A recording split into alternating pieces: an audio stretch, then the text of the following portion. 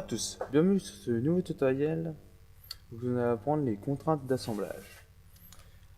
Alors pour ce tutoriel, je vais me servir d'un meuble que j'ai modélisé il y a très longtemps pour apprendre les différentes techniques de contraintes. Donc comme là vous avez les contraintes, vous avez tout ce qui est contraintes standard avec les coïncidences, parallèles, perpendiculaires, tangentes, coaxiales. Ça ça permet de bloquer deux composants entre eux. Après ça c'est les réglages de degrés d'angle, puis ça c'est de distance. Après, vous avez tout ce qui est contrainte avancée, qui sont ici, avec les symétries, les glissières, les contraintes de trajectoire. Là, ce qu'on va voir aujourd'hui, contraintes de distance et d'angle, on va voir ce qu'on peut faire avec. Ensuite, les contraintes mécaniques, il y a cam, rainure, pivot, engrenage, pignon crémaillère, hélicoïdal. Ça, on verra la plupart dans un autre tutoriel. Donc, par exemple, pour tout ce qui est contrainte, je suis parti. Là, je vais faire une petite contrainte coïncidence entre mon arête qui est ici et l'arête du dessus. Je vais valider. Donc là, je vais contraindre. En fait, on peut contraindre les faces, les arêtes et les points. Je vais contraindre le point. Allez, vu que c'est du plexiglas, il a un petit peu de mal. Voilà, validé. Donc je vais faire comme si c'était un abattant. Donc là, comme je vois, là, je traverse mon meuble. Donc là, je vais me servir des contraintes avancées. Dans les contraintes avancées, je vais choisir angle. Donc là, vous voyez que j'ai l'angle, je vais screener mes deux faces. Il faut que par rapport... Ah oui, donc là, vu que c'est... Voilà. Donc là, moi, je veux que ça soit à 0. Donc là, à 0, je vois que ça fait dans le sens là, mais moi, je veux inverser la cote. Ah oui. Voilà, c'est là, c'est en dessous. Même direction ou direction opposée. En fait, inverser la cote, c'est pour se faire du haut. Donc là, je suis à 0. Ça, c'est l'ouverture. Et la valeur maximum et la valeur minimum. Minimum, ça va être 0. Et donc, je vais l'ouvrir à, on va dire, 90 degrés. Là, j'ai plus qu'à valider.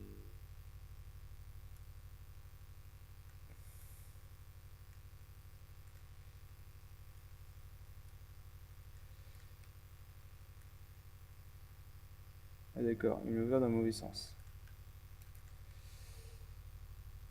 Donc là, c'est pas grave. Ce que je vais faire, c'est que je vais cliquer sur l'objet. Je vais faire voir les contraintes. Je vais cliquer sur angle. Éditer la fonction. Je vais faire inverser la cote. Valider. Et voilà. Là, il me l'a ouvert dans le bon sens. Donc ça peut arriver des erreurs en fonction des surfaces de référence qu'il prend en compte. Donc après, le plus simple, ce qu'on sait, c'est faire un clic droit et voir les contraintes. Comme ça ouvre directement toutes les contraintes du dessus. Là, on voit qu'il coïncide avec les faces là et les contraintes d'angle. Sinon après, vous avez toutes les contraintes qui sont ici. Ça, c'est toutes les contraintes du meuble et parfois, c'est un petit peu difficile de retrouver laquelle est la bonne. Donc c'est plus facile de cliquer sur l'objet et voir les contraintes. Ça, ensuite, on peut changer l'angle comme on veut. Là, si je fais voir les contraintes, là, je peux changer en mettant par exemple. En fait, là, vous voyez, là, c'est l'ouverture qui est actuellement. Là, si je rechange, là, il est à 50. Là, si je rouvre ma contrainte, il est à 38. En fait, c'est l'angle qui est ouvert qui vous montre ici. Pour ça, ça vous donne une indication. Donc là, si je mets 180, valider.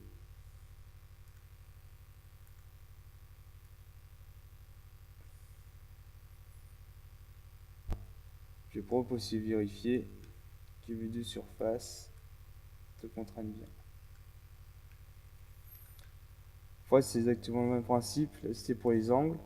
Aussi, on peut faire aussi ça pour un tiroir. Donc, il est déjà contraint.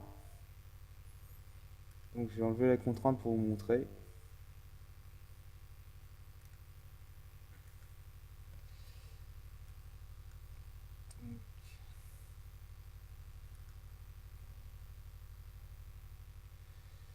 Voilà. En fait, son contraint, c'est celui-là.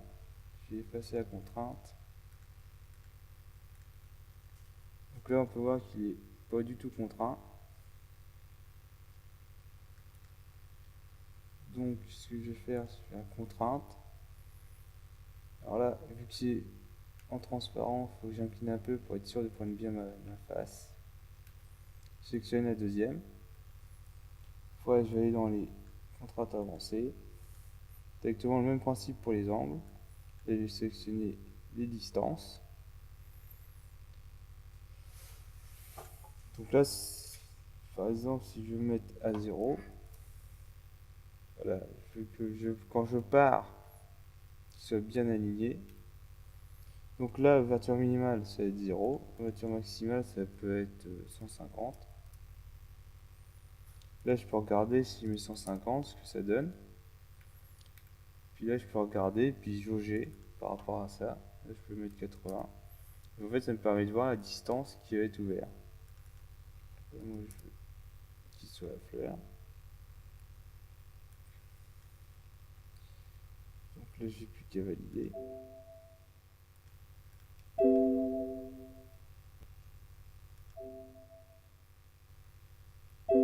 Ah oui, d'accord. Ah, il m'a désélectionné. Voilà.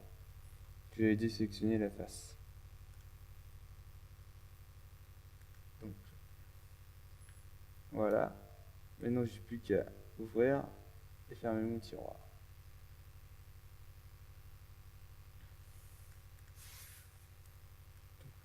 C'est vraiment des contraintes très pratiques. Si on veut faire un peu de mouvement dans le meuble. Maintenant, je vais vous montrer une charnière. Ça va permettre de vous montrer en fait, les contraintes, tout ce qui est mécanique, que vous pouvez voir ici. En fait, c'est des contraintes vraiment pour aller plus vite. Là, si je mets pivot par exemple, je retrouve mes contraintes coaxiales et sélection que je retrouverai par exemple dans mes standards. Coaxial et coïncidence.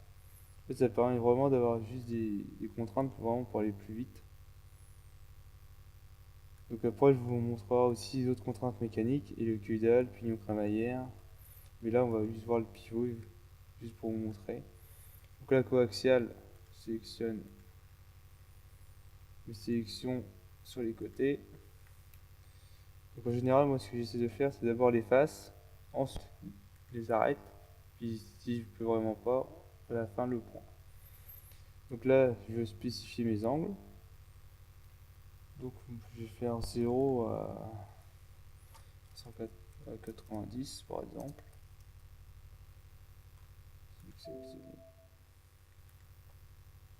Ah oui, là il faut que je sélectionne mes angles, mes faces, que j'ai oublié. En fait, comme vous pouvez le voir, tout est expliqué avec les petits dessins. Ce qui est bien dans ce genre, c'est assez explicite. Donc là, j'ai plus qu'à valider. Puis là, ça arrête à 90. Puis après, c'est exactement pareil. Là, je peux aller carrément dans mon arbre de contraintes, vu qu'il n'y en a pas beaucoup. Éditer la fonction, puis je peux rechanger en mettant ça à 80. Là, je valide. Et voilà. Ça va être tout. Donc là, aussi, là, je vais pouvoir mettre, comme vous voyez, en perspective. Voilà, ce qui va être quand même mieux au niveau visuel.